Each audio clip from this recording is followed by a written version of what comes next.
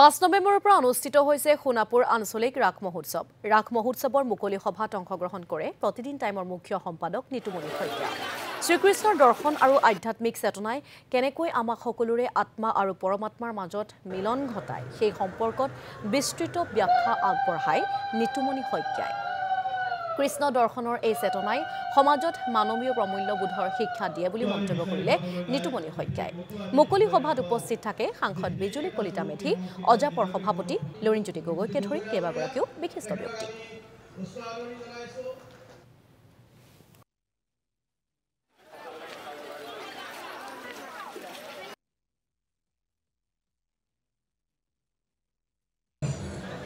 সামগ্ৰিকভাৱে এই পূৰ্ণিমাৰ দিনাৰ পৰা ৰাস পূৰ্ণিমাৰ যেতিয়া আৰম্ভ হয় এই সময়খিনি মানুহৰ মন অসমৰ আকাশ বতাহ এটা সুকীয়া ৰূপত উদ্ভাসিত হয়।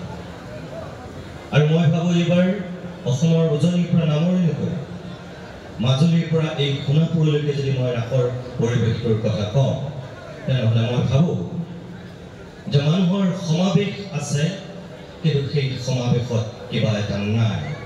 মানুহৰ মাজত আনন্দ আছে, কিন্তু মানুহৰ মাজত তাৰ মাজত কিবা এটা নাই। মানুহৰ মাজত ফূৰ্তি আছে, কিন্তু তাৰ মাজত ক'ৰবাত কিবা এটা নাই। আৰু সেই নাইটোৰ কাৰণ 19 ছেপ্টেম্বৰ,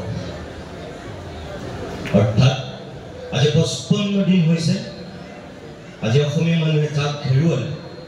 কি দুৰ্গোৎসৱ, কি দীপাৱলী, কি কাতি বিহু, কি আজিৰ এই ৰাসৰ পৰিৱেশ আমি যদি চাওঁ তেনেহ'লে দেখিম যে আমি অসমীয়া মানুহে ৰাজ্যবাসীয়ে প্ৰত্যেকটো আনন্দৰ মাজত কিবা এটা বিষাদ, কিবা এটা বেদনা লৈহে সেই অনুষ্ঠানৰ আয়োজন কৰিছে।